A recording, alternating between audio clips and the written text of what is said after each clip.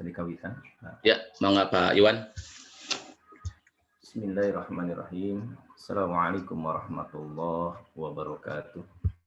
Waalaikumsalam warahmatullahi wabarakatuh. Subhanallah walhamdulillah. Wala ilaha illallah wallahu akbar. La hawla wala quwwata illa billahil aliyil azim. Faqala Allah Ta'ala fi kitabihil karim. A'udzu billahi minasyaitonir rajim. Bismillahirrahmanirrahim. Dzalikal kitabu la raiba fihi hudal lil muttaqin. Al-ayat. Kita panjatkan puja-puji serta syukur kita kepada Allah Subhanahu wa taala, yang mana pada subuh kali ini kita masih diberikan kesehatan oleh Allah, diberikan kekuatan keimanan keislaman kita. Mudah-mudahan setiap nikmat yang Allah berikan kepada kita, mari kita syukuri dengan berbagai macam amal ibadah. Mudah-mudahan subuh kali ini merupakan salah satu bentuk pengabdian diri kita kepada Allah. Bapak dan Ibu yang dirahmati Amin. Allah, pada kesempatan subuh kali ini, izinkan saya Muhammad Nur Ganjar Setiawan atau Iwan, yang mana saya mengajar di SDN 220 Gumuruh, menyampaikan salam hormat kepada Bapak Kadis Dr. Andes Haji Hikmatin Najar, dan yang terhormat Bapak Kepala Kemenak Kota Bandung, Bapak Dr. Andes Haji Teddy Ahmad Junaidi, kepada Ketua PGRI Kota Bandung Dr. Andes Haji Cucu Saputra, yang terhormat kepada Kabid P3K beserta staf, dan yang terhormat Al-Mukarram Al-Ustadz Haji Muhammad Indra Kurniawan SAG, alhamdulillah telah bersama kita, dan yang kami banggakan seluruh hadirin saat ini. Mudah-mudahan ini kebaikan bagi kita semua. Untuk itu, mari agar acara ini ada dalam keberkahan, kita awali dengan membaca basmalah bersama-sama. Bismillahirrahmanirrahim. Untuk acara yaitu pembacaan kalam ilahi yang akan disampaikan oleh Al-Ustadz Dada Rosada SPDI dari SDN 154 Gunung Rahayu. 155. Silahkan. SDN 155. Ya. Nah, kami persilakan. Siap, bismillah. Assalamualaikum warahmatullahi wabarakatuh. Waalaikumsalam. A'udzu billahi minasy syaithanir rajim.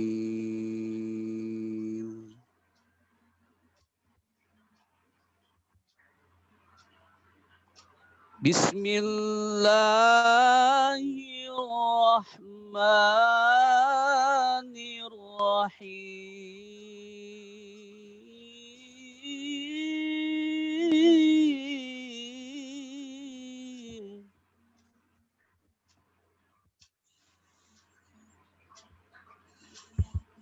Wa minan laili fatahajjad bihi nafilatan lak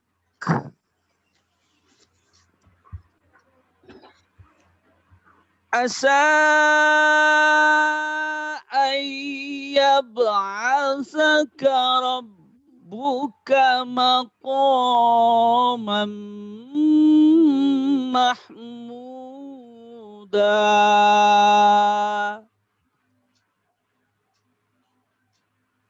Wa minal laili fatahajjad bihi nafilatan lak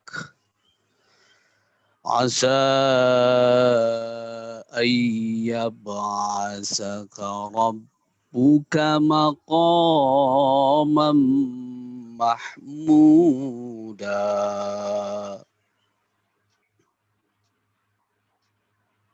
وقل رب أدخلني مدخل صدق وأخرجني مخرج صدق وقل رب أدخلني مدخل صدق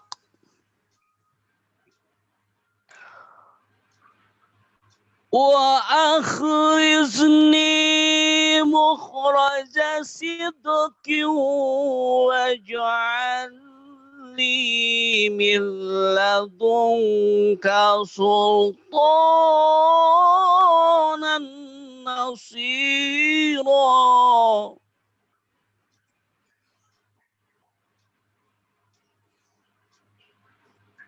وقل جاء الحق وزهق الباطل إن الباطل كان زهوقا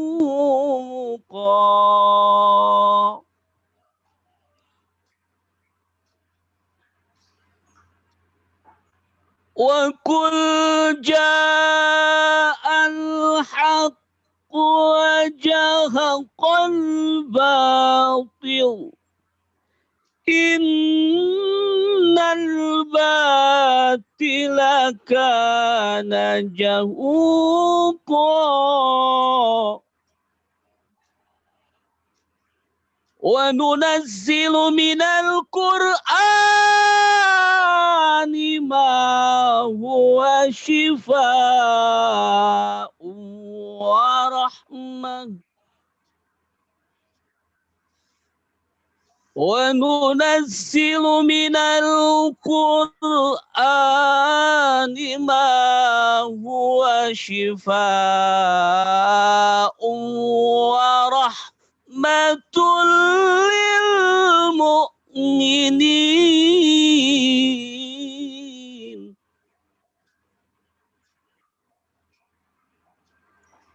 وننزل من القرآن ما هو شفاء ورحمة للمؤمنين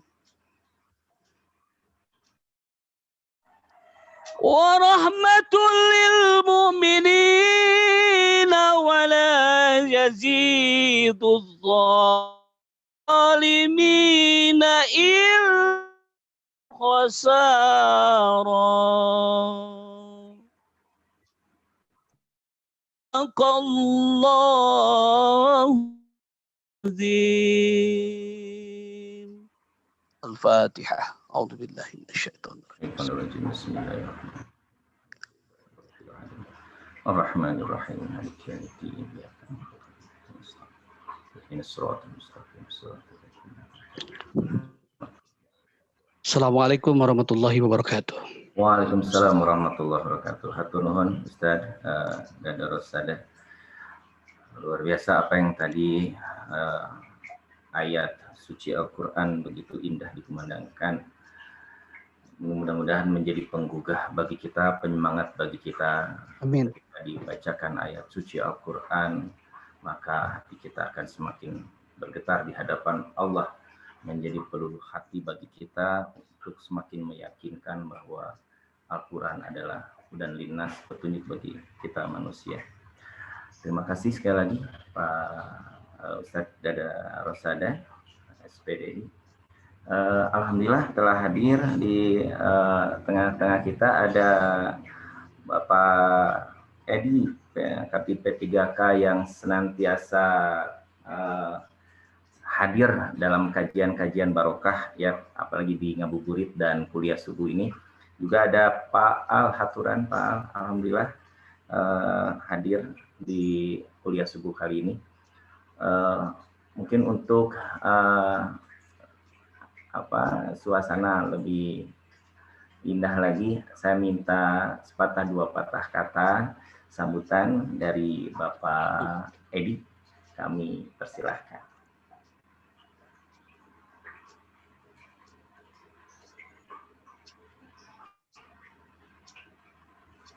Nuhun. Bismillah. Assalamualaikum warahmatullahi wabarakatuh. Waalaikumsalam warahmatullahi wabarakatuh. Alhamdulillah wa syukurillah wa nikmatillah. Asyhadu an la ilaha illallah wahdahu la syarikalah wa asyhadu anna Muhammadan abduhu wa rasuluhu. Asyhadu an la ilaha illallah wahdahu la syarikalah wa asyhadu anna Muhammadan abduhu wa rasuluhu. Ma ba'du la haula wala quwata illa billah. Puji serta syukur pantasnya kita aturkan, kita ucapkan dari setiap napas. Hari ini kita masih diberikan kesehatan, nikmat iman, nikmat Islam, atas curahan hidayah, limpahan Ar-Rahman Ar-Rahimnya, kita masih bisa melaksanakan kegiatan ini. Tanpa kesehatan, semuanya tidak bisa kita nikmati dengan enak, dengan nyaman. Alhamdulillah. Beberapa seri kegiatan Barokah on Ramadan, kuliah subuh ini bagian dari bagaimana mengisi kegiatan Ramadan ini dengan hal-hal yang bisa bermanfaat tentunya dalam rangka peningkatan keimanan kita, peningkatan nilai-nilai religius, mental, spiritual, kerohanian untuk kita semua. Alhamdulillah, kita kembali bertemu di dalam forum virtual ini untuk mengkaji beberapa kajian, dan mudah-mudahan peserta yang hadir minimalnya ada teringat narap satu atau dua ayat yang bisa kita implementasikan di dalam kehidupan sehari-hari. Memang berat kuliah subuh ini. Setelah subuh biasa namanya koler gitu. Bukan, koler setana gitu. Ayo ke dia, cina itu timur teh. Tolong daripada kuliah subuh, cina. Jadi ya hanet. Tapi ya itulah godaan. Hidup pasti banyak tantangan, banyak godaan, dan itu. Tapi akan ringan ketika kita ikhlas menjalani ilmu, apalagi ilmu yang bisa memberikan kemaslahatan buat kehidupan, baik kehidupan duniawi, kehidupan akhirat. Apabila kita dunia saja maka akan lupa, tetapi kita mencari akhirat, insya Allah dunia pun tercapai. Terima kasih atas, apabila ada kata kurang berkenan. Wal inayah. Wassalamualaikum warahmatullahi wabarakatuh. Warahmatullahi wabarakatuh. Bapak Edi. Betul apa yang disampaikan Pak, tantangan di subuh ini luar biasa ya. Ngabuburit oke sebetulnya ada tantangan Pak ya. Cuman subuh lebih berat tantangannya karena ya simut ngadadahan ya tadarus dina kasur pangitan yang dilanjut kula meraos nama. Nah, mudah-mudahan ini bagian semakin tinggi tantangan, mudah-mudahan ini semakin besar pahala di sisi Allah, mudah-mudahan insyaallah. Dan tadi ya mudah-mudahan sasirin sabenyirin ya di kajian Barokah online sama bulan Ramadan ini Kita sudah paham, sudah tahu mungkin apa, tetapi kita saling mengingatkan, ta'awan walal birri wat taqwa wala ta'awan walal itsmi wal udwan. Penting gitu Pak Haji. Ya, mudah-mudahan barokah benar-benar bisa memunculkan keberkahan bagi kita semua, insya Allah. Sekali lagi terima kasih banyak atas sambutannya. Kemudian Pak Al, barangkali barusan sempat terhempas dari grup, masih ada gitu Pak Gansa? Masih belum masuk. Belum masuk, oh ya. Iya. Kita lanjut ke acara berikutnya ya. Bapak dan Ibu, alhamdulillah pada hari ini telah hadir narasumber yang luar biasa, Ustadz Haji Muhammad Indra Kurniawan SAG. Izin untuk saya membacakan CV-nya. Beliau tinggal di Gang Sindang Rasa nomor 63 RT 6 RW 14 Desa Cibiruwetan, Kecamatan Cileunyi, Kabupaten Bandung. Kemudian pendidikan beliau Fakultas Tarbiyah, jurusan Pendidikan Agama Islam, Yayan Sunan Gunung Jati, Bandung, yang sekarang UIN. Sama sealma mater, Pak Ustadz. Alhamdulillah. Keluarga, alhamdulillah masih satu istri ya dan 5 anak. Aktivitas beliau adalah pengawas di Forum Dakwah dan Tarbiyah Islamiyah. Kemudian wakil sekretaris IKADI, Ikatan Dai Indonesia, Jawa Barat. Alhamdulillah, rasanya kita tidak sabar menyerap nanti ilmu dari beliau. Kemudian pekerjaan redaktur website Tarbiyah.com. Nanti mungkin bisa dilihat karya-karya beliau. Dan yang kedua adalah beliau seorang wira swasta. Dan tema hari ini Pak Ustadz ya, ini mudah-mudahan menjadi penyemangat untuk kita semakin banyak tilawah Al-Quran di bulan suci Ramadan ini, yang mana tidak akan lama lagi kita akan menemui satu hari di mana turunnya Al-Quran, nuzul Al-Quran. Dan temanya adalah bagaimana generasi sahabat berinteraksi dengan Al-Quran. Insya Allah nanti akan dikupas tuntas bagaimana generasi sahabat berinteraksi dengan Al-Quran. Dan tentu hidup di bawah naungan Al-Quran adalah merupakan kenikmatan yang tidak bisa kita sepelekan. Ini akan merasakan kenikmatan bukan hanya untuk diri kita, itu akan terbawa lingkungan keluarga, lingkungan di sekitar kita. Nah, mudah-mudahan kita lihat juga generasi-generasi sebelumnya ya, di bawah naungan Al-Quran, para sahabat, tabi'in, generasi sepanjang Islam mampu menikmati kehidupan di dunia dengan produktif dan penuh amal soleh. Karena memang rujukan kita, panduan kita itu adalah Al-Quran. Nah, insya Allah nanti akan dikupas tuntas kajian dalam tema ini oleh Al-Mukarram. Untuk itu kami persilahkan, Ustaz. Bismillahirrahmanirrahim. Kang Iwan, terdengar ya suara saya? Terdengar. Bismillahirrahmanirrahim. Assalamualaikum warahmatullahi wabarakatuh. Waalaikumsalam warahmatullahi wabarakatuh. Alhamdulillahirabbil alamin. Wassalatu wassalamu ala asyrafil anbiya'i wal mursalin wa ala alihi washabbihi ajmain.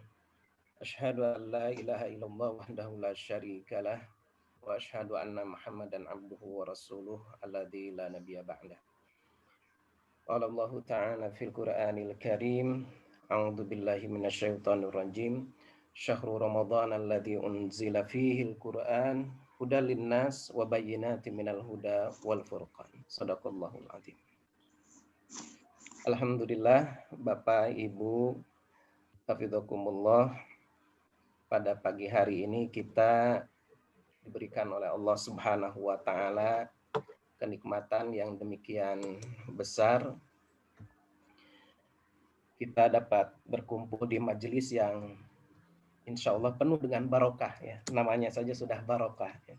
Insya Allah mudah-mudahan Allah Subhanahu wa Ta'ala senantiasa mencurahkan rahmat, mencurahkan barokah kepada kita semua. Selanjutnya salawat dan salam semoga tetap tercurah kepada qudwah dan uswah kita yakni Rasulullah Muhammad Shallallahu Alaihi Wasallam. Mudah-mudahan salawat juga tercurah pada keluarga, sahabat dan para pengikutnya hingga akhir zaman. Bapak Ibu hafizakumullah, saat ini kita kalau tidak salah sudah memasuki hari yang ke-12 ya atau ke-13 ya. Mudah-mudahan kita saum Ramadan, ibadah Ramadan yang telah kita laksanakan diterima oleh Allah Subhanahu wa Ta'ala.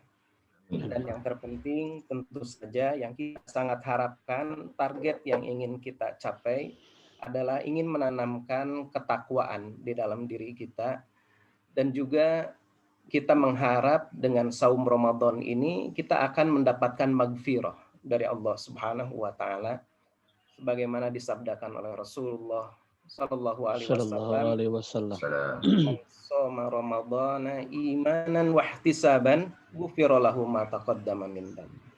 Siapa yang melaksanakan saum, melaksanakan puasa di bulan Ramadan imanan wa ihtisaban, didasari oleh keimanan, didasari karena mengharap pahala keridhaan dari Allah Subhanahu wa Ta'ala, ghufira lahu ma taqaddama min dhanbi, maka akan diampuni dosa-dosanya yang telah lalu.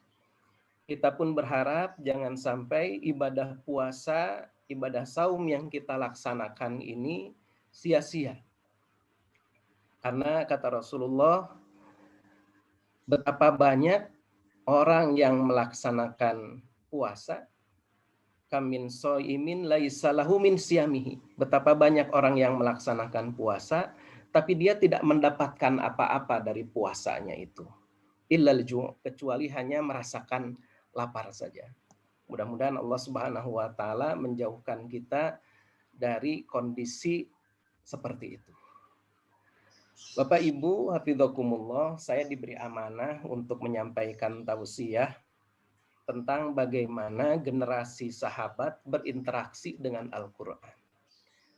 Mohon izin, tentu saja ini juga sebetulnya tausiah yang saya tujukan kepada diri saya sendiri. Mudah-mudahan kita semua meningkat ya, kualitas interaksi kita, tapaul kita dengan Al-Quran. Mudah-mudahan dari waktu ke waktu bisa semakin meningkat. Terlebih lagi di bulan Ramadan ini. Bulan Ramadan adalah syahrul Quran. Dia adalah bulan Al-Quran, bulan diturunkannya Al-Quran. Para ulama, para salafus soleh, orang-orang terdahulu kita bahkan sudah mencontohkan kepada kita bahwa di bulan Ramadan ini kita semakin meningkat ya, meningkatkan interaksi kita dengan Al-Quran. Bahkan sebagian ulama itu ada yang meninggalkan aktivitas tulis-menulis yang biasa mereka lakukan. Karena apa? Karena mengkhususkan gitu ya, mengkhususkan waktunya di bulan Ramadan ini untuk berinteraksi dengan Al-Quran. Nah, Bapak Ibu hafizakumullah, bagaimana tentang interaksi generasi sahabat dengan Al-Quran ini? Pertama adalah yang harus kita fahami, kita tentu saja harus meneladani generasi sahabat. Mengapa? Karena generasi sahabat ini adalah generasi terbaik. Kita tahu mereka ini adalah orang-orang yang langsung dibina, ya, dididik oleh Rasulullah Muhammad Sallallahu Alaihi Wasallam. Istilahnya mereka ini adalah orang-orang yang telah merebut segarnya ya, ajaran Islam dari sumber mata air pertama, yakni Rasulullah Muhammad Sallallahu Alaihi Wasallam. Bahkan Rasulullah di dalam hadis sahih ya, Al-Bukhari, beliau bersabda, khairu ummati qarni, kata Rasulullah. Sebaik-baik umatku adalah qarni, yakni pada masaku. Tsummal ladzina yalunahum, tsummal ladzina yalunahum. Kemudian orang-orang yang setelah mereka, generasi berikutnya, tsummal ladzina yalunahum. Kemudian orang-orang yang setelah mereka. Gitu. Jadi masa-masa yang masih dekat dengan mata air pertama memang ya kita tidak bisa menolaknya ya. Mereka ini adalah orang yang langsung dibimbing oleh Rasulullah ya. Pembimbingnya langsung Rasulullah, gurunya itu adalah langsung Rasulullah Sallallahu alaihi wasallam. Kita perlu meneladani bagaimana sih mereka ini berinteraksi, bertafaul ma'al Quran ya, berinteraksi dengan Al-Quran seperti apa. Mungkin kita tidak bisa betul-betul sama dengan mereka, tapi paling tidak kita memiliki semangat untuk mencoba mencontoh mereka, meneladani mereka. Nah, bagaimana generasi terbaik ini berinteraksi dengan Al-Quran? Yang pertama, mereka ini dalam berinteraksi dengan Al-Quran dengan memiliki an-nadratul kulliyah.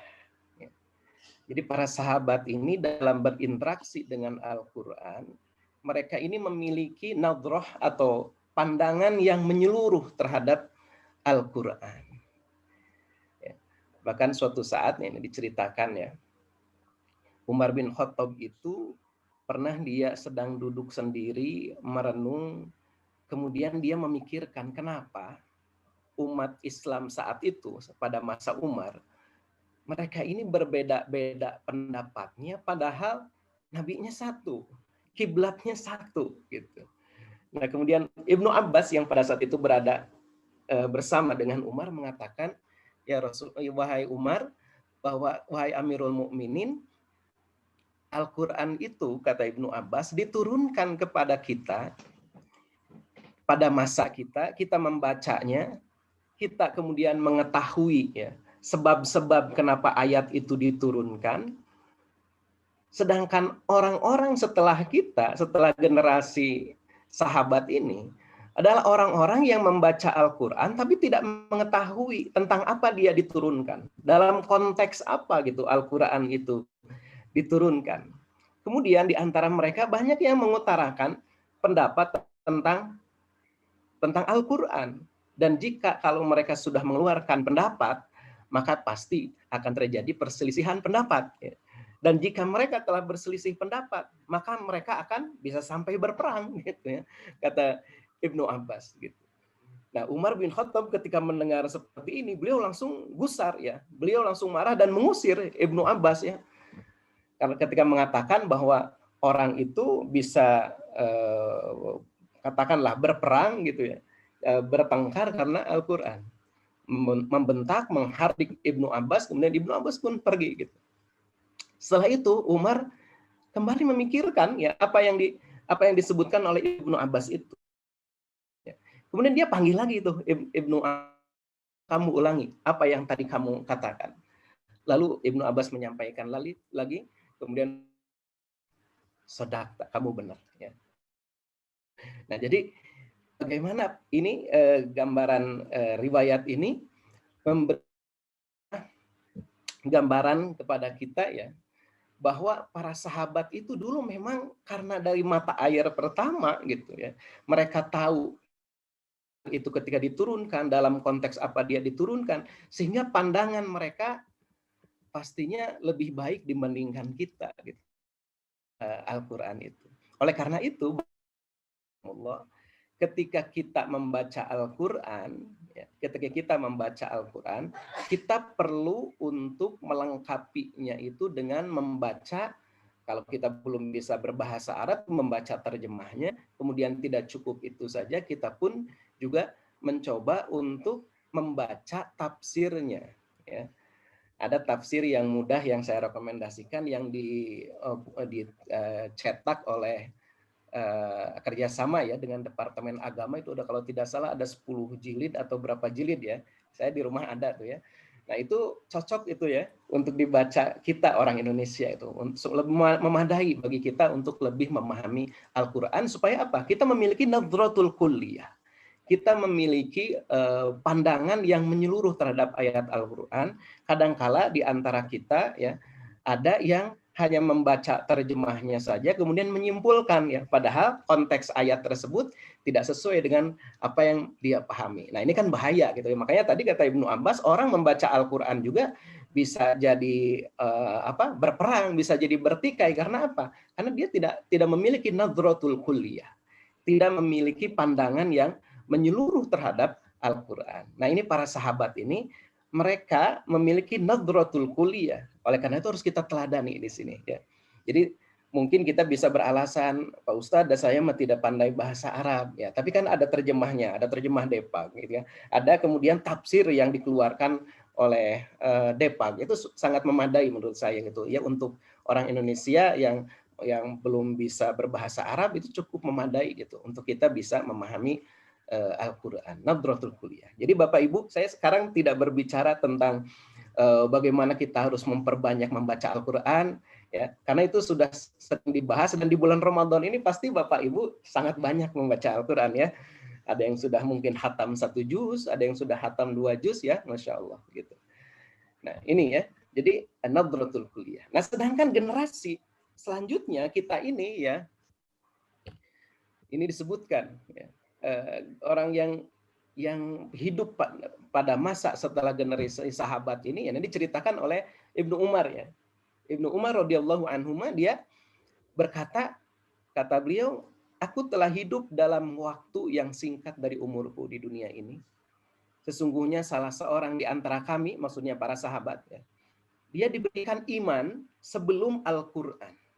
Ya, diberikan iman, keyakinan, ya, kepercayaan sebelum diberikan Al-Quran. Ya, di saat surat-surat Al-Quran masih berkesinambungan kepada Rasulullah SAW.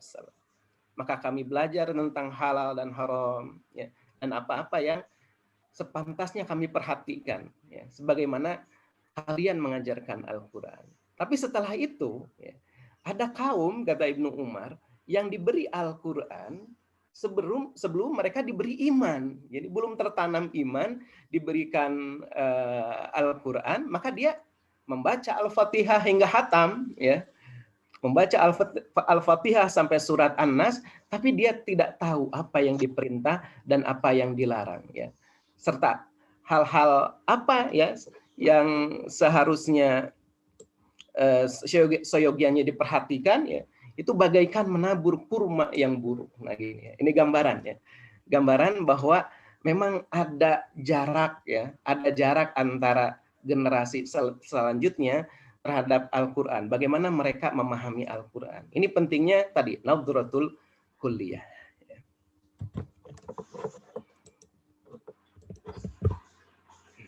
Nah, bagaimana metode belajar generasi sahabat? Nah, ini kita dapatkan riwayatnya. Ya, kita dapatkan riwayatnya. Bagaimana diceritakan, ya, dari Abdurrahman As-Sulami, ini seorang tabi'in, dari Ibnu Mas'ud, ini sahabat Rasulullah SAW. Nah, kata Ibnu Mas'ud, ya, kunna nata'allamu min Rasulillahi sallallahu alaihi wasallam, kami ini belajar dari Rasulullah SAW asyra ayatin fama na'lamul asyra allati ba'dahun. Ya.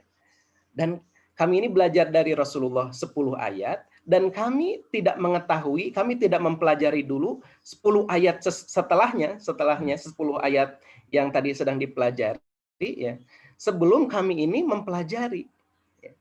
Sebelum kami ini mempelajari hatta nata'allama ma unzila fi hadhil ashri minal amal. Sebelum kami ini mempelajari pengamalan yang diturunkan dari 10 ayat yang kami pelajari. Nah, ini luar biasa gitu ya. Jadi para sahabat itu nggak banyak-banyak. Belajarnya 10 ayat. Tapi dia tidak dulu nambah 10 ayat berikutnya sebelum mereka ini mempelajari bagaimana pengamalan. Ya, pengamalan. Jadi Al-Quran ini kan dia hudalin nas. Dia ini petunjuk. Dia ini adalah manhaj. Ya. Dia adalah pedoman dari Allah Subhanahu wa Ta'ala. Tujuannya bukan untuk sekedar dibaca, gitu. Bukan untuk sekedar diperindah bacaannya, tetapi dia ini turun untuk menjadi manhaj, untuk menjadi hudan, untuk menjadi petunjuk, untuk menjadi rambu-rambu bagi kita di dalam kehidupan. Maka fokusnya itu adalah pengamalan. Belajar 10 ayat, bagaimana cara mengamalkannya. Baru nambah 10 ayat lagi, mempelajari, ya, memahami, kemudian bagaimana cara mengamalkannya dalam kehidupan sehari-hari. Ini disebutkan juga dalam riwayat yang lain, ya, ada, ya, hampir sama seperti itu. Jadi demikian mereka ini mempelajari Al-Quran sehingga mereka, para sahabat, para generasi salafus sholih ini memiliki nadratul kulliyah, memiliki pandangan yang luas, ya, pandangan yang menyeluruh. Kemudian yang kedua, generasi sahabat ini, mereka ini dukhulul Qur'ani duna muqarraratin sabiqah. Jadi masuknya Al-Quran ke dalam hati mereka itu tidak disertai dengan pemahaman-pemahaman sebelumnya yang menyimpang. Jadi para sahabat ini, mereka saat menerima Al-Quran, ya, para sahabat ini betul-betul mereka ini membersihkan jiwanya, ya, membersihkan hatinya ini, pikirannya ini dari noda-noda kotoran masa lalu di masa jahiliyah. Gitu. Jadi mereka ini langsung ketika menerima Al-Quran itu sudah langsung menerima dan mempersepsikan bahwa Al-Quran ini memang satu-satunya sumber, satu-satunya landasan dalam kehidupan mereka. Lalu mereka ini ketika sudah menerima Al-Quran betul-betul memulai hidup barunya ini, gitu ya. Memulai hidup barunya ini yang berbeda dengan masa lalu sebelumnya. Jadi bagaimana para sahabat ini interaksinya mereka dengan Al-Quran itu bisa merubah total, gitu ya, bisa merubah total bagaimana lingkungannya, kebiasaannya, adatnya, ya, bahasa sekarang ideologinya, wawasannya, gitu. Betul-betul mereka ini terwarnai dengan Al-Quran, atau tadi bahasa Kang Iwan itu hidup di bawah naungan Al-Quran, gitu ya. Bagaimana mereka itu betul-betul berupaya, ya, berupaya untuk betul-betul berada hidup di bawah naungan Al-Quran. Nah ini dukhulul Qur'ani duna muqarraratin sabiqah, gitu. Nah ini yang harus kita upayakan, gitu ya.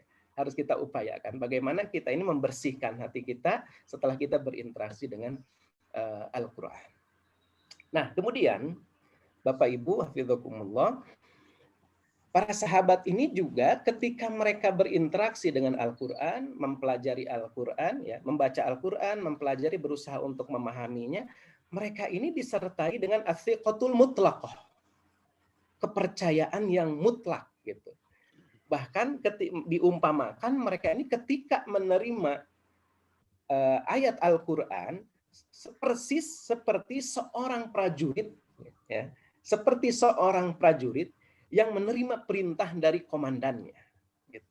Jadi Al-Quran ini diterima dan dicoba untuk diterapkan secara langsung dalam kehidupan pribadi dan masyarakat kita. Gitu. Jadi betul-betul dibaca, diterima untuk dilaksanakan. Ya. Jadi bahasanya sami'na wa ata'na, gitu ya. Sami'na wa ata'na. Kami dengar, kami taati, gitu. Berbeda dengan orang-orang Bani Israel, ya. Ketika didatangkan kepada mereka Taurat, mereka mengatakan sami'na wa asaina, ya, kami dengar tapi wa asaina, tapi kami akan bermaksiat, kami tidak akan melaksanakannya, gitu. Itu sambutannya begitu kalau orang-orang Bani Israel. Tapi kaum muslimin sambutannya terhadap Al-Qur'an itu adalah sami'na wa ata'na. Kami dengar, kami taati. Taat. Gitu. Ditaati, untuk ditaati, gitu ya. Diupayakan untuk ditaati. Jadi Al-Quran ini dia dibaca, dipelajari, bukan hanya sekedar untuk, mohon maaf, misalnya menyingkap rahasia alam, gitu ya, menyingkap bagaimana sains, itu bagus gitu, tapi bukan hanya sekedar untuk itu, bukan hanya sekedar untuk pengayaan materi-materi ilmiah, bukan gitu, ya. Karena Al-Quran itu apa? Ya, dia ini bukan buku seni, bukan buku sains, bukan buku sejarah, gitu ya, seperti metode yang ditulis oleh manusia, gitu ya. Tapi dia ini adalah minhajul hayah. Dia ini pedoman hidup, gitu.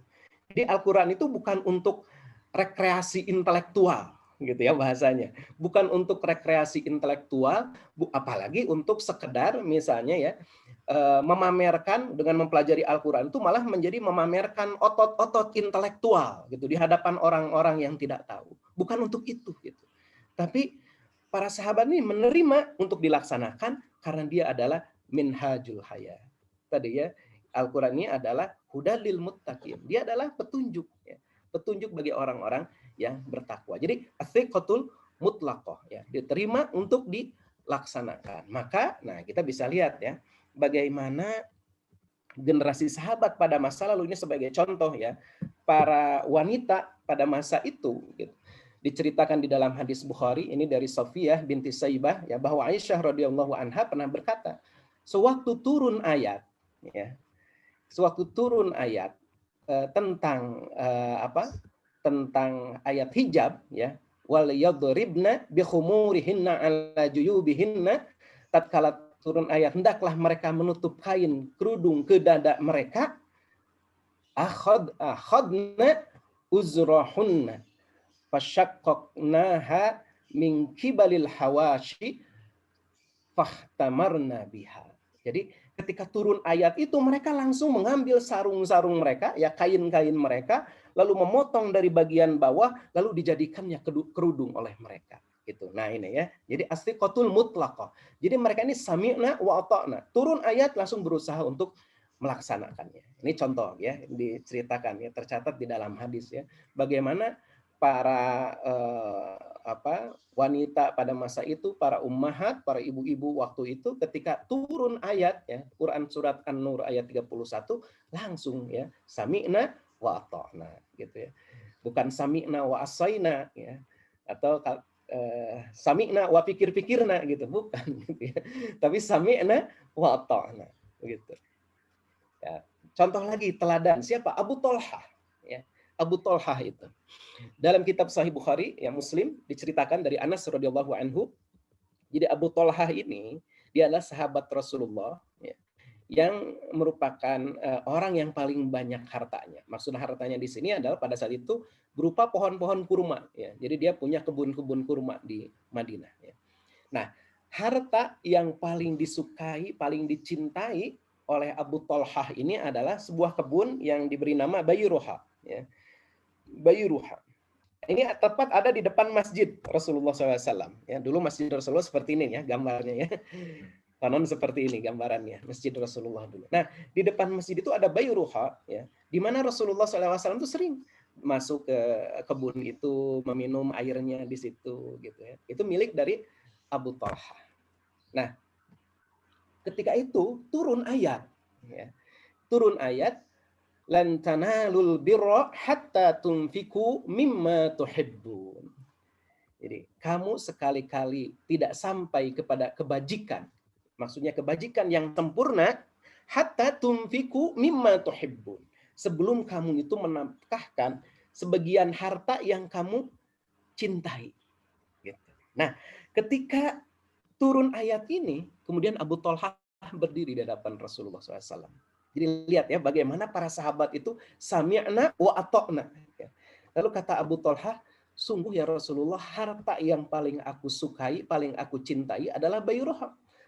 Maka karena di dalam firman Allah tadi disebutkan, sekali-kali kamu itu tidak akan sampai kepada kebajikan yang sempurna sebelum menafkahkan sebagian harta yang kamu cintai, ya, maka aku sedekahkan Bayruha ini ya untuk Allah. Ya, aku mengharap kebaikan dan simpanan pahalanya di sisi Allah. Nah, gitu ya. Jadi mereka ini, dia ini langsung gitu. Langsung ya, ketika turun ayat, langsung laksanakan. Seperti tadi, para wanita ketika turun ayat tentang hijab, sami'na wa ata'na, langsung laksanakan. Kenapa? Memiliki as-siqatul mutlaqah. Ya, kepercayaan yang mutlak gitu ya. Kepercayaan yang mutlak terhadap firman Allah Subhanahu wa taala, terhadap Al-Qur'an sebagai pedoman hidup mereka, gitu ya. Nah, ini bagaimana ya para sahabat seperti itu. Kemudian Bapak Ibu hafizakumullah, para sahabat itu ya, ketika dia membaca Al-Qur'an, ketika dia mempelajari Al-Qur'an, mendengar Al-Qur'an, maka di dalam diri mereka itu muncul asy'ur, perasaan ya. Asy'ur bi annal ayata muwahhajatun ilaih. Mereka ini memiliki perasaan bahwa ayat yang sedang dibacanya itu betul-betul tertuju kepada dirinya, gitu. Ya. Tertuju kepada dirinya. Nah, ini Al Hasan ibnu Ali radhiyallahu anhu berkata, sesungguhnya orang-orang sebelum kalian melihat Al-Quran itu merupakan surat-surat dari Tuhan mereka. Jadi Al-Quran ini dirasakan seperti surat, kalau boleh dikatakan, seperti surat cinta yang ditujukan kepada kita gitu. Ya. Nah ini kan kalau menerima surat cinta luar biasa kan gitu ya, antusiasnya. Jadi merasakan bahwa Al-Quran itu ketika ditujukan itu betul-betul ditujukan kepada dirinya. Ya. Lalu mereka merenungkannya di malam hari dan mereka melakukan tinjauan di siang hari. Gitu. Nah, mungkin beda dengan kita ya, atau saya gitu ya. Kadang-kala suka terbersit kalau baca ayat itu. Nah, ini orang ini nih, tentang orang ini nih. Ya, seolah ayat itu ditujukan kepada orang lain gitu. Padahal bisa jadi ya ayat yang sedang kita baca itu sedang berbicara tentang keburukan diri kita gitu, yang kemudian kita harus segera tersadar gitu. Nah, ini ya. Jadi bagaimana kita menghadirkan ya rasa seperti itu, asy'ur ya. Perasaan seperti itu. Asy'uru bi annal ayata perasaan bahwa ayat yang sedang kita baca, ayat yang sedang kita pelajari itu tertuju pada diri kita. Sehingga betul-betul dia menjadi petunjuk bagi kita gitu ya. Dia menjadi petunjuk. Nah, lihat bagaimana contohnya ya. Ini ya, lihat nih para sahabat bagaimana mereka ini itu lembut ya, sehingga ketika ayat diturunkan seolah-olah itu ditujukan kepada mereka gitu. Hujurat ayat 2 ya. Ya amanu la tarfa'u aswatakum fawqa sautin nabi. Beriman, janganlah kamu meninggikan suara nabi ya. Nah, itu di antara sahabat itu ada yang merasa oleh ayat itu, di antaranya siapa? Abu Bakar ya. Abu Bakar itu pada suatu saat pernah ketika sudah turun ayat ini berbicara, orang sedang berbisik-bisik gitu. Ya Rasulullah, ngapain kamu Abu Bakar? Kok suara kamu jadi kayak berbisik-bisik seperti ini? Ya Rasulullah, kan sudah turun ya ayyuhalladzina amanu la tarfa'u aswatakum gitu. Jangan meninggikan suara lebih dari suara Nabi. Aku khawatir ya Rasulullah, selama ini aku selalu berbicara dengan engkau dan kadang-kadang lebih tinggi dari engkau, kata Rasulullah. Wahai Abu Bakar, ayat ini bukan tentang kamu gitu ya. Nah ini gitu. Jadi bagaimana para sahabat ini demikian gitu. Ya, merasakan bahwa memang ayat ini sedang menegur dirinya gitu, bukan menegur orang lain. Ya. Jadi kalau kita kadang-kadang begitu ya, ketika mendengar ayat dibacakan, nah ini nih ayat tentang si fulan ya, bukan melihat ya, nggak berartinya itu gitu yang sedang dibicarakan oleh firman Allah Subhanahu wa taala. Juga siapa? Contoh yang lain yang merasakan perasaan seperti itu juga siapa? Thabit ibnu Qais ya. Jadi ketika turun ayat ini, Bapak Ibu, hafizakumullah, ketika turun Quran surat Al-Hujurat ayat 2 ini, bahkan Ibnu Qais itu dia sampai malu datang ke masjid. Nah, ini luar biasa gitu ya para sahabat ini. Ya. Maka Rasulullah nanya, ini kemana Ibnu Qais? Kok tidak ada ke masjid? Biasanya dia suka ke masjid. Nah, lalu kata seorang, ya Rasulullah, dia ini merasa malu karena telah turun ayat ya Quran surat Al-Hujurat ayat 2 ini. Dia merasa bahwa dirinya itu gitu yang dimaksud gitu ya.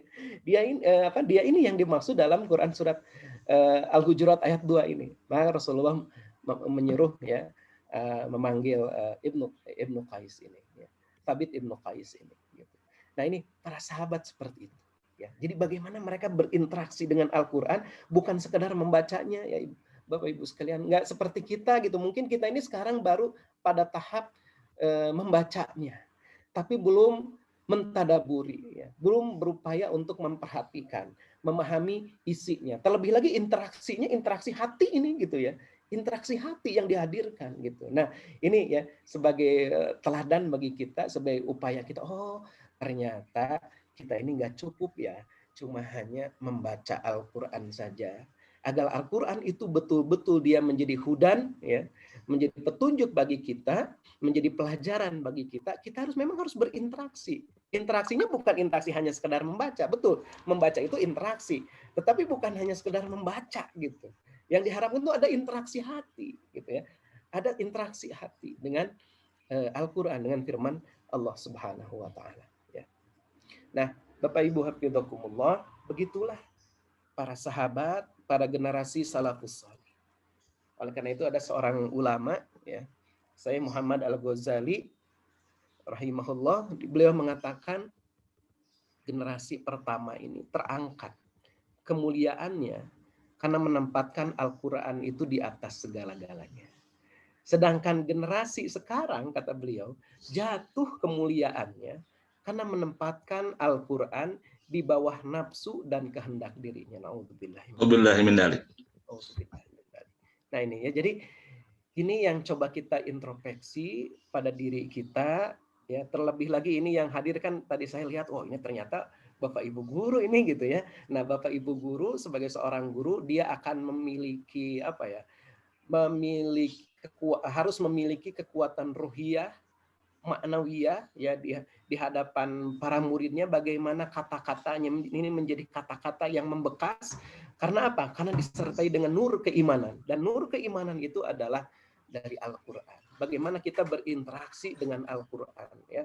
Kalau kita jarang berinteraksi dengan Al-Quran, ya, walau misalnya membacanya pun udah jarang gitu ya, membacanya itu sangat jarang, ya bagaimana mungkin gitu ya kata-kata kita ini bisa membekas, lebih membekas gitu. Bagaimana kata-kata ini kita ini lebih bisa berpengaruh, ya. Karena berbeda ya orang yang sering berinteraksi dengan ayat-ayat Allah Subhanahu wa Ta'ala dengan orang yang jauh interaksinya dengan ayat-ayat Allah Subhanahu wa Ta'ala. Oleh karena itu kita manfaatkan, ya, kita manfaatkan bulan Ramadan ini sebagai bulan riyadhah. Ya, kata para ulama, Ramadan ini adalah bulan riyadhah.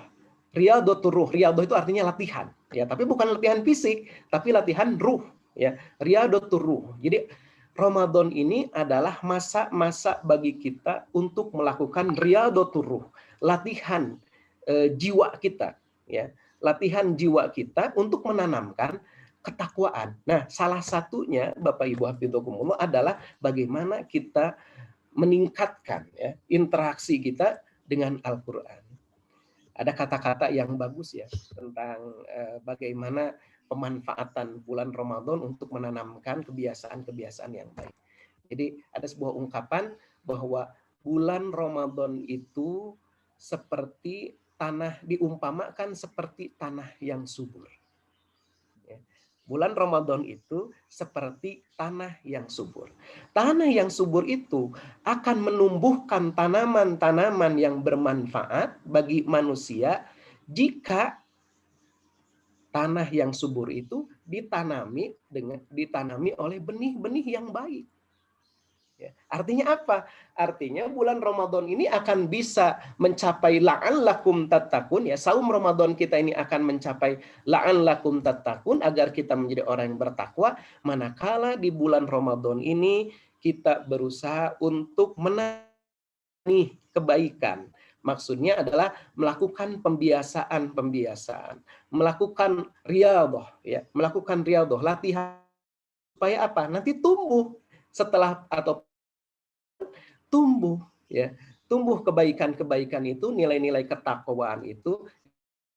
Di antaranya kebiasaan yang baik yang perlu tumbuhkan itu adalah kita berinteraksi dengan Al-Quran, bukan hanya tetapi juga berusaha kita isinya, kandungannya, ya. Itu saja yang dapat saya sampaikan. Astagfirullahaladzim. Assalamualaikum warahmatullahi wabarakatuh. Waalaikumsalam warahmatullahi wabarakatuh. Banyak saya catat, ya, isi dari kajian kita, dan rasanya pendengar semuanya sudah tidak tahan ingin bertanya tentang subuh kali ini. Barangkali Pak Gansah ada yang sudah mulai raise hand atau yang mau bertanya? Yang raise hand sudah ada nih Pak Iwan, namun kita akan bacakan dulu pertanyaan yang masuk dari kolom chat ya Pak Iwan ya. Boleh, mangga. Pertama ini dari Bu Anita Ros. Assalamualaikum Pak Ustadz. manakah yang lebih baik? Satu, orang yang selalu membaca Al-Quran tetapi tidak mengaplikasikannya dalam kehidupan sehari-hari, atau dua, orang yang membaca Al-Quran sedikit-sedikit tapi diaplikasikan di kehidupannya sehari-hari. Silakan Pak Ustadz. Langsung dijawab? Mohon langsung dibalas. Ya. Berinteraksi dengan Al-Quran itu dia adalah satu kesatuan, gitu ya. Satu kesatuan. Membacanya, mentadaburi, kemudian mengamalkannya. Ya, ini idealnya. Lalu bagaimana dengan orang yang mungkin hanya sekedar membaca saja, tapi tidak ya dalam kehidupan sehari-hari? Nah, kata salah seorang ulama yang mengatakan itu jadi orang yang meninggalkan Al-Quran, gitu ya. Kali dalam Al-Quran itu tidak salah surat Al-Furqan ya, mohon nanti dicek ya, khawatir saya keliru. Itu ada dalam Al-Quran itu kata-kata pengaduan dari Rasulullah nanti di akhirat kepada Allah Subhanahu wa taala. Wa qala Rasul, ya Rabbi inna qaumi takhadhu hadzal Qur'ana mahjura. Tuhanku, sesungguhnya kaumku telah menjadikan Al-Quran ini sesuatu yang mahjur, sesuatu yang ditinggalkan. Orang ulama ditanya, man huwa hajar minal Quran? Siapa yang dimaksud orang yang meninggalkan Al-Quran itu? Lalu dijawab oleh ulama itu, malam yaqra'ul Quran hajar. Siapa yang tidak membaca Al-Quran, faqad hajar, maka dia Quran. Ya.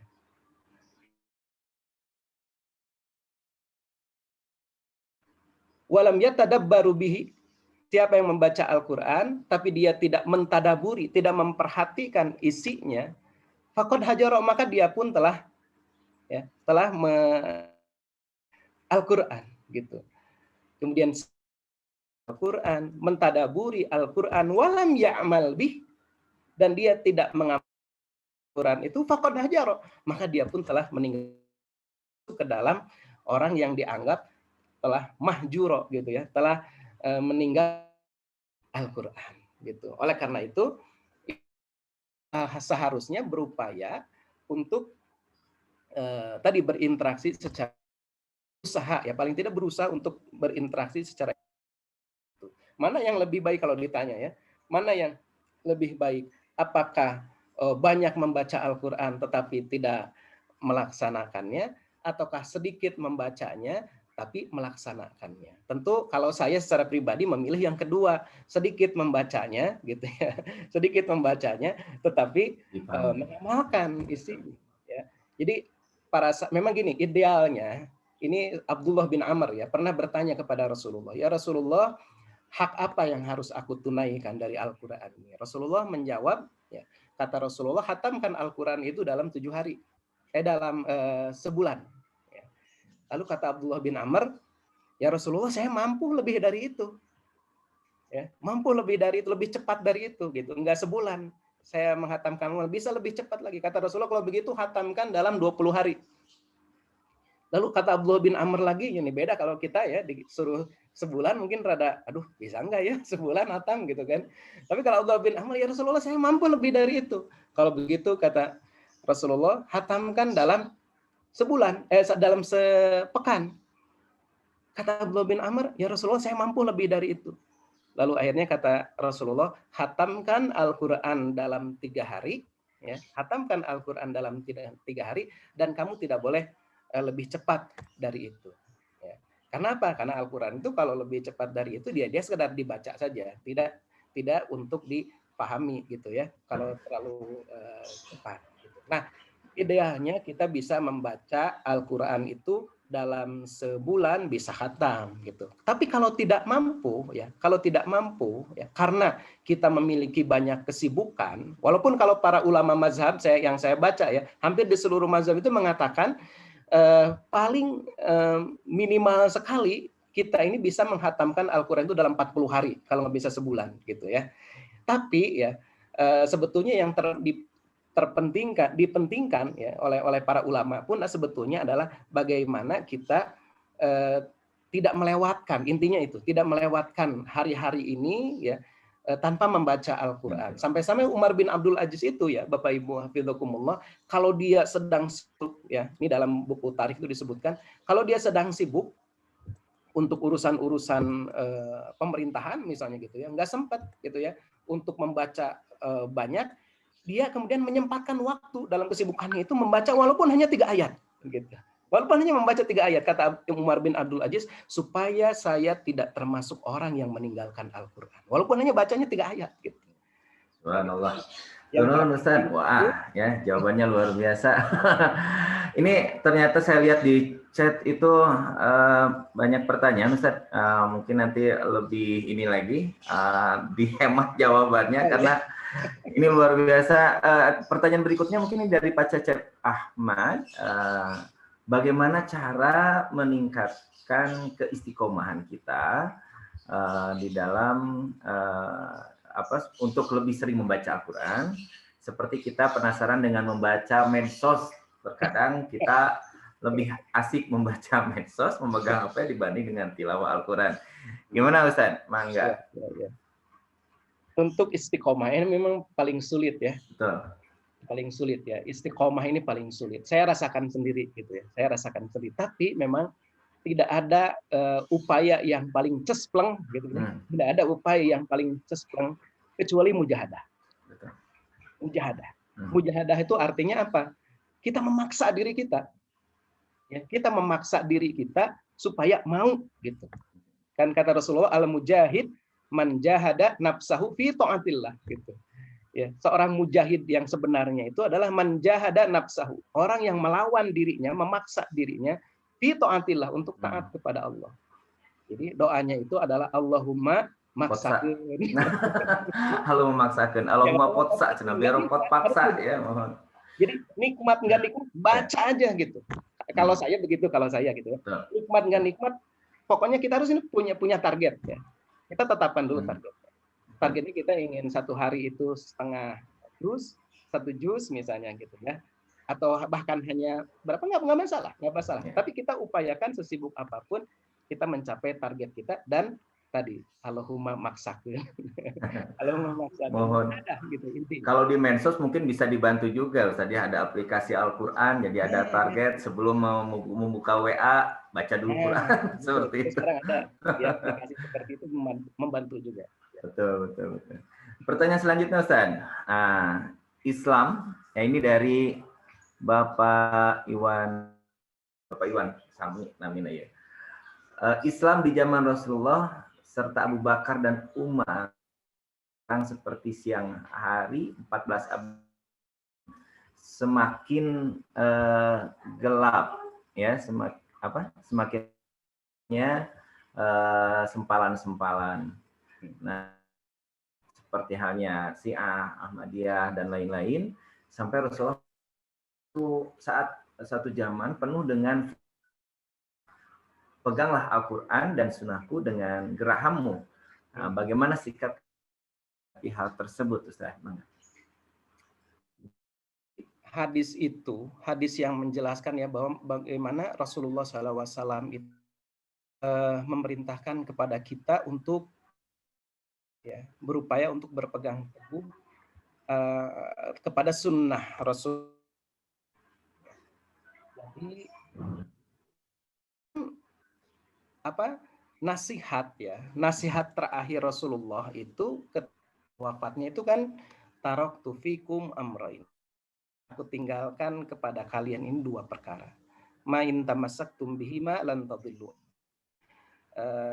kalau kalian berpegang perkara itu lan tadillu abadan, kalian tidak akan pernah tersesat ya. 2 perkara itu wa sunnata rasul, kitab Allah dan Nah, tetapi kan masalahnya ya, masalahnya kita ini kan orang awam, nggak bisa memahami Al-Quran dan Sunnah itu langsung gitu ya. Kita harus mendengar dari para ulama gitu. Nah, yang harus kita lakukan itu adalah kita berhati-hati ya, kita berhati-hati dalam mendengar informasi ya, dari siapa kita berguru ya, kepada siapa kita mengambil ilmu gitu. Itu yang harus kita lakukan saat ini supaya kita terhindar dari kelompok-kelompok sempalan yang jauh dari pemahaman-pemahaman yang benar gitu ya. Upaya kita adalah kita merujuk kepada ulama yang muktabar gitu ya. Kita merujuk kepada ulama yang muktabar.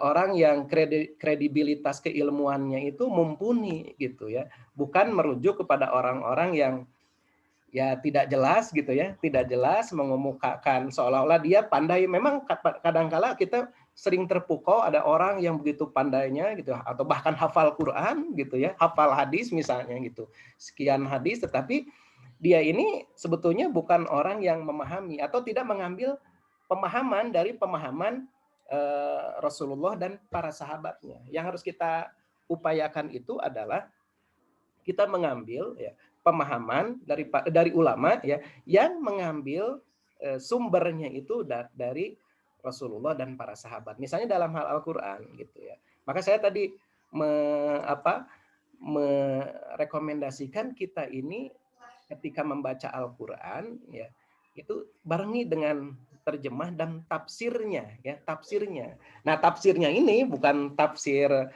hanya sekedar ya tafsir bebas gitu ya, orang yang bukan ulama gitu ya. Tapi tafsir yang betul-betul muktabar gitu ya, diakui oleh umat ini kredibilitas keilmuannya. Itu yang bisa menyelamatkan kita. Kalau kita membaca ayat Al-Quran sepotong-sepotong gitu ya, tidak tepat konteksnya gitu ya. Ayat ini sebetulnya ayat untuk orang kafir digunakan untuk orang Islam. Jadinya ngebom kan gitu ya. Itu kan kalau tidak sesuai menempatkan konteks ayat gitu ya, tidak memperhatikan asbabun nuzulnya bisa salah, bisa keliru gitu. Wallahu a'lam. Nah, subhanallah Ustaz. Kapungkur abdi kantos nguping di salah satu dosen menuju di IAIN. Ada yang disebut dengan teori emanasi salat Ustaz. Jadi semakin menjauh bisa jadi cahaya itu semakin samar, dan di sana kesempatan orang terutama yang ingin menyelewengkan secara akidah dan pemahaman, mereka masuk gitu Ustaz ya. Nah, pertanyaan selanjutnya nih Ustaz. Dari siapa nih? Maaf Ustadz, kalau surah An-Nisa ayat 4 itu ditujukan untuk kaum Hawa atau kaum Adam? Ya, tentu ayat yang tadi dibacakan itu adalah ditujukan kepada kaum perempuan, untuk yang menutup hijab maksudnya ya. Betul. Ya, untuk yang menutup hijab itu tentu saja ayat itu ditujukan kepada kaum wanita gitu ya. Nah, ada di dalam surat yang lain tentang menundukkan pandangan. Nah, itu ditujukan kepada laki-laki dan perempuan ya. Jadi laki-laki harus menundukkan pandangan, perempuan juga harus menundukkan pandangan. Tapi kalau di ayat ini ya, surat An-Nur ayat 31 ini kan jelas bunyinya wal yadribna bi khumurihinna kan gitu ya. Hendaklah mereka, ini kata gantinya aja kata ganti perempuan kalau secara bahasa gitu ya. Dan hendaklah mereka menutupkan kain kerudung ya, bihumur, khimar ya, khimar itu kerudung ya. Wal yadribna bihumurhinna ala juyubihinna.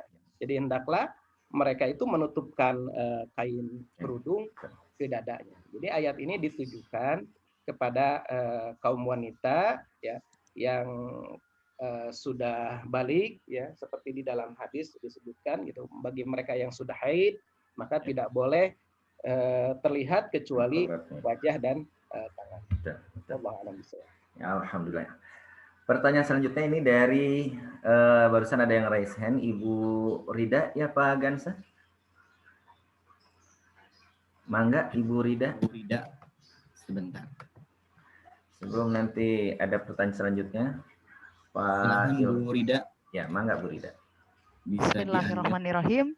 Assalamualaikum warahmatullahi wabarakatuh. Waalaikumsalam. Ini yang saya ingin tanyakan. Tadi saya membaca tapi agak lupa lagi nih. Kalau nggak salah bunyinya khairu korni ya.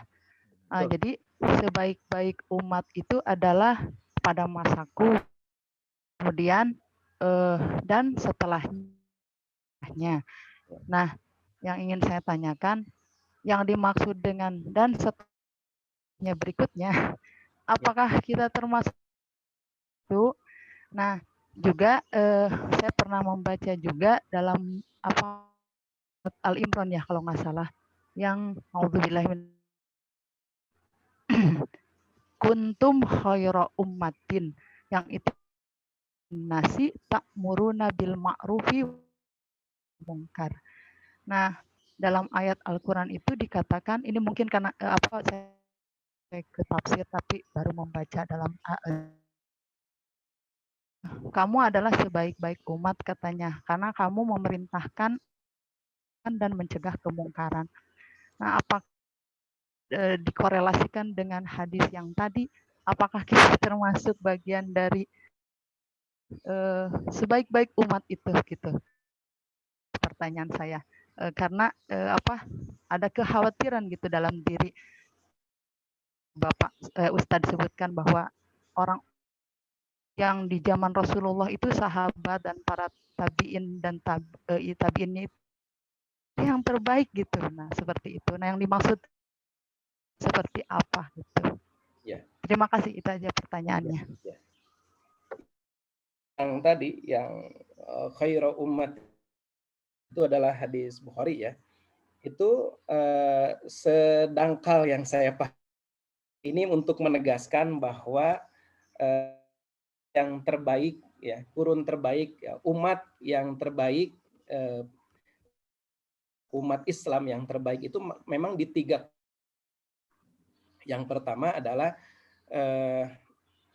kurun Rasulullah SAW, di mana Rasulullah SAW Adina yalu nahum, kemudian masa setelah masa Rasul, yaitu masa hidupnya para sahabat ya, umat pada, kemudian tsummal ladzina yalunahum, kemudian berikutnya ya kalangan kalangan tabi'in gitu. Jadi yang dimaksud dengan khairu ummati gitu. Kan di Islam tapi secara umum betul tadi ya, umat Islam ayatnya ketika turun itu ya yang dimaksud adalah Rasulullah dan para sahabatnya juga gitu ya. Ketika dikatakan kuntum khairu ummatin ukhrijat linnas ya, kalian adalah umat terbaik yang dihadirkan di tengah-tengah manusia gitu ya. Itu waktu ayat itu turun tentu saja maksudnya konteksnya adalah para sahabat ya, Rasulullah dan para sahabat. Nah, tetapi bukan berarti kita tidak bisa menjadi umat yang terbaik, karena kan tadi disebut umat terbaik itu karena ta'muruna bil ma'ruf wa tanhauna 'anil munkar wa tu'minuna billah, kan gitu ya. Disebut umat terbaik itu karena kalian itu beramar ma'ruf nahi munkar ya, dan menyeru untuk iman kepada Allah Subhanahu wa taala gitu. Nah, kalau kita ingin menjadi umat yang terbaik, maka kita harus berusaha menjadi atau memenuhi syarat ya, memenuhi syarat sebagai umat terbaik, yakni apa? Yakni berdakwah ya, berdakwah, beramar ma'ruf nahi munkar ya, menyeru kepada iman. Nah, bukan berarti harus jadi ustadz ya Bapak Ibu guru gitu ya. Maksud berdakwah di sini ya, beramar ma'ruf di sini bukan berarti menjadi ustadz. Karena begini, sebetulnya tugas dakwah, tugas amar ma'ruf nahi munkar itu sebetulnya kata Imam Ibnu Katsir itu dia adalah tugas seluruh umat Islam tanpa kecuali. Jadi ketika menafsirkan ayat wal takum minkum ummatun itu, Ibnu Katsir itu mengatakan begini, hendaknya ada di dalam tubuh umat Islam itu kelompok yang khusus, yang tafarrug istilahnya. Tafarrug itu artinya dia fokus melaksanakan tugas amar ma'ruf nahi munkar. Tetapi walaupun ya kata Ibnu Katsir, walaupun sebetulnya tugas amar ma'ruf nahi munkar itu adalah tugas seluruh umat Islam tanpa kecuali. Jadi kita ini juga terikat, Bu, gitu ya. Kita semua, saya, ya Kang Iwan, semua yang hadir di sini terikat untuk beramar ma'ruf nahi munkar, terikat untuk berdakwah. gitu. Hanya saja memang harus ada orang-orang yang khusus gitu kan. Harus ada orang-orang yang khusus melakukan tugas itu ya. Dalilnya adalah man ra'a minkum munkaran falyughayyirhu biyadihi gitu. Siapa di antara kalian yang melihat kemungkaran, maka dia harus berusaha untuk merubahnya dengan tangannya. Fa ilam yastati fa bilisani. Kalau tidak mampu maka dengan lisannya. Fa ilam yastati, kalau tidak mampu dengan lisan fa biqalbi, maka dengan hatinya menolak kebenaran itu, mengingkari kebenaran itu. Wadzalika adaful iman. Dan itu selemah-lemahnya iman. Kalau cuma ngurut dada melihat kemungkaran, itu tanda selemah-lemahnya iman ya. Gitu. Aduh, mungkin kita begitu ya Bu ya. Gitu. Nah, Iya, gitu. Jadi kita ini juga punya peluang Bu, maksudnya punya peluang menjadi umat terbaik. Hanya ya dari umat terbaik itu yang terbaik adalah 3 kurun tadi gitu. Di 3 kurun itu. Bukan berarti di 3 kurun itu nggak ada cacat, ada gitu. Tapi dibandingkan dengan masa kita gitu, dengan masa kita tetap generasi umat pada generasi itu ya pribadi pada masa itu lebih baik di tiga generasi itu. Wallahu a'lam bishawab. Alhamdulillah.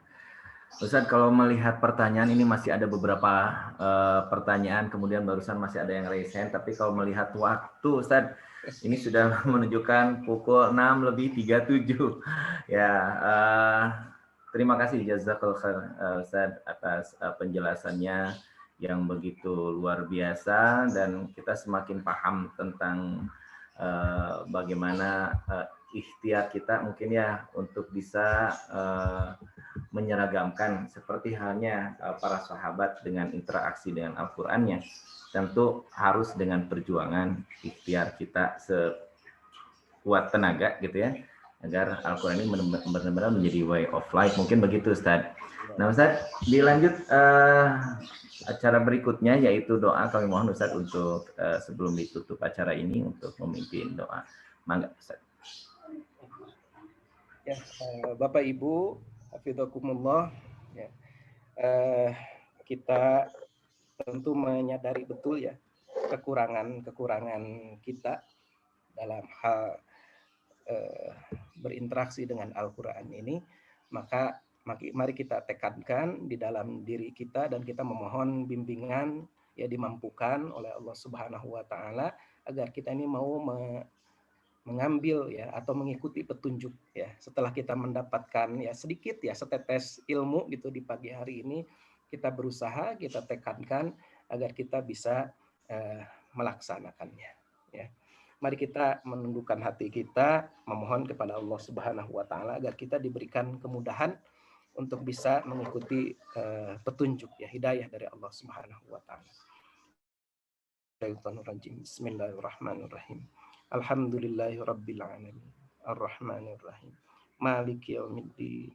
Iyyaka nasta'in. Ihdinas siratal mustaqim. Siratal ladzina an'amta 'alaihim ghairil maghdubi 'alaihim waladdallin. Alhamdu kama yanbaghi li jalali wajhi sultanik.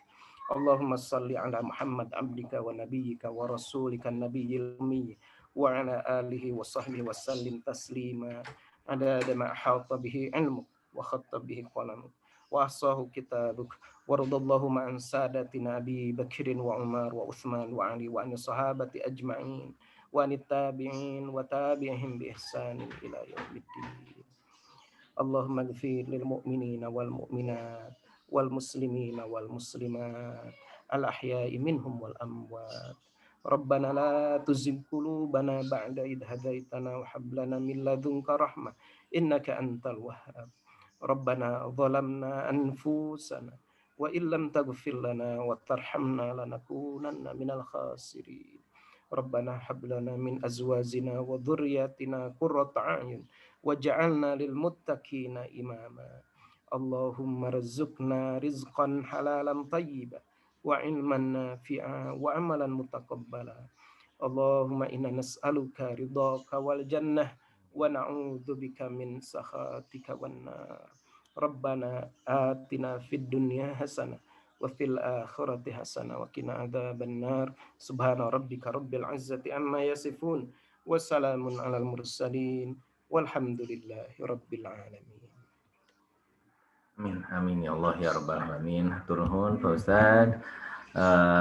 atas penyampaian materi dan jawaban-jawaban yang begitu luar biasa, dan kita mendapatkan pencerahan dengan kajian subuh ini. Mudah-mudahan sekali lagi kajian yang penuh dengan keberkahan ini akan menjadi lebih bermanfaat di nuansa bulan suci Ramadan itu. Mungkin itu yang bisa kami sampaikan. Mohon maaf saya atas nama pribadi selaku penata acara banyak tutur kata yang tidak berkenan dengan Bapak dan Ibu. Mohon maaf yang sebesar-besarnya, dan kami haturkan terima kasih banyak kepada Bapak Kepala Dinas Pendidikan Kota Bandung, Bapak Kepala Kementerian Agama Kota Bandung beserta jajarannya semua. Itu mungkin yang bisa disampaikan. Mudah-mudahan kita bisa bertatap muka lagi, Pak Haji, Ustadz. Insya Allah di lain waktu kita bisa kembali ke kajian barokah. Mudah-mudahan silaturahmi kita terus memanjang di masuk ke bulan Syawal dan selanjutnya. Insya Allah. Bila fisabil haq. Assalamualaikum warahmatullahi wabarakatuh. Waalaikumsalam warahmatullahi wabarakatuh. Jazakallah Ustaz, hatur nuhun. Jazakallah. Iya. Pak Kabid nuhun, Pak Kabid.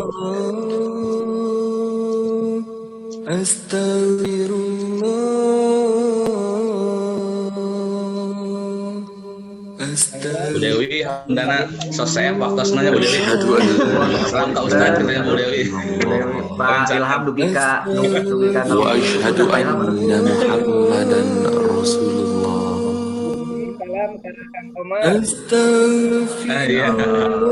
Aku bersaksi sampai tos rangis saya telah yang naros. Saya waktosna. Tiada Tuhan melainkan Allah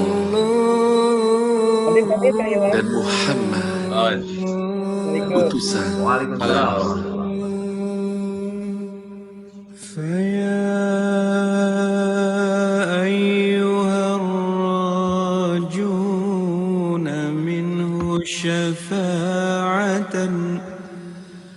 صلوا عليه وسلموا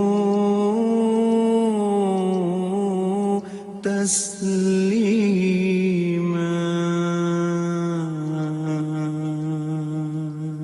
اللهم صل وسلم وبارك عليه وآله. Aku berlindung kepada Allah dari godaan syaitan yang terkutuk. Dengan nama Allah yang Maha Pengasih lagi Maha Penyayang.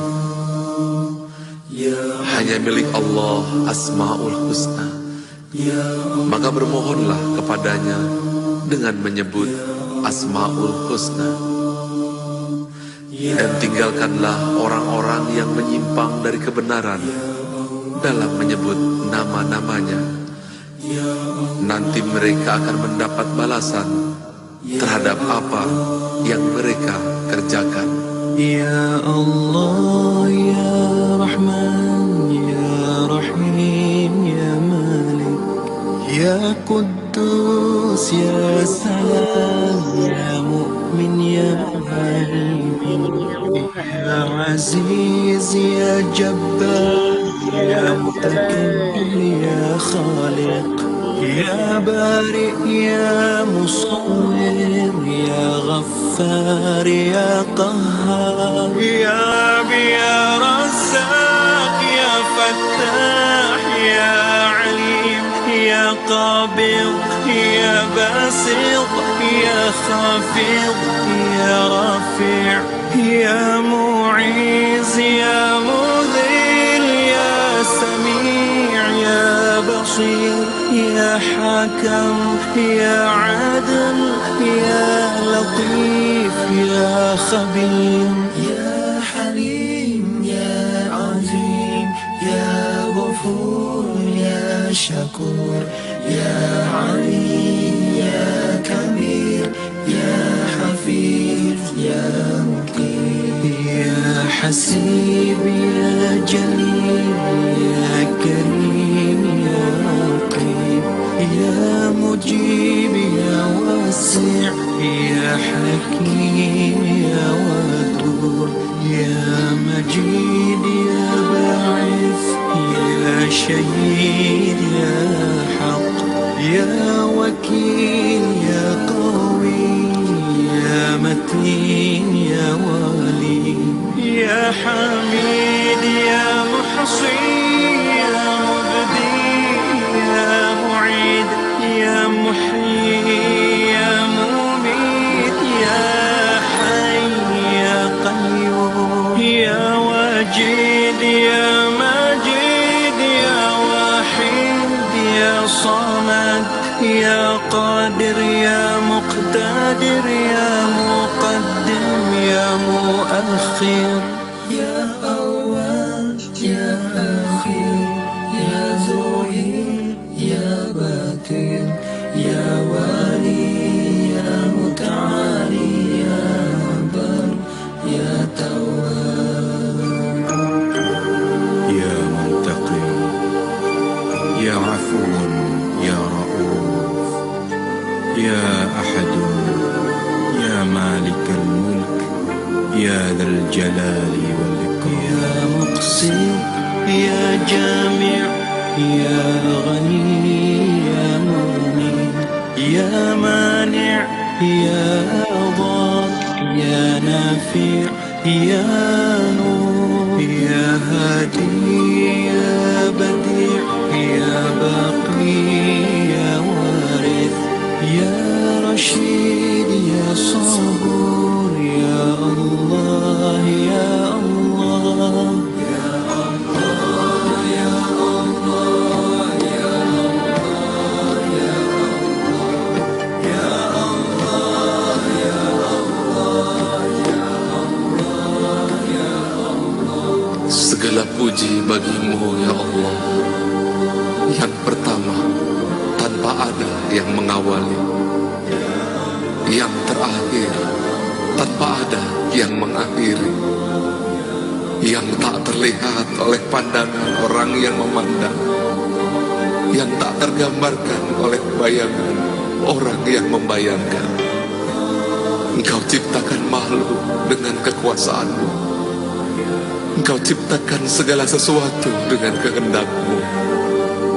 Segala puji ya Allah yang memberi kami kemampuan untuk mensyukuri nikmat-Mu, yang membuka bagi kami pintu-pintu ilmu keilahian-Mu. Segala puji ya Allah dengan segenap pujian yang dikumandangkan para malaikat dan para makhluk yang dimuliakan. Segala puji bagimu atas nikmat yang kau berikan kepada kami, hamba-hambamu yang telah mendahului maupun yang akan datang kemudian. Pujian kami haturkan kepadamu sebagai penghubung untuk mentaati dan meminta ampunan, sebagai penyebab memperoleh ridho, pengantar jalan menuju surga. Segala puji bagimu ya Allah. Kau ciptakan kami sebagai hamba-Mu dan sebagai umat Nabi Muhammad, kekasih-Mu.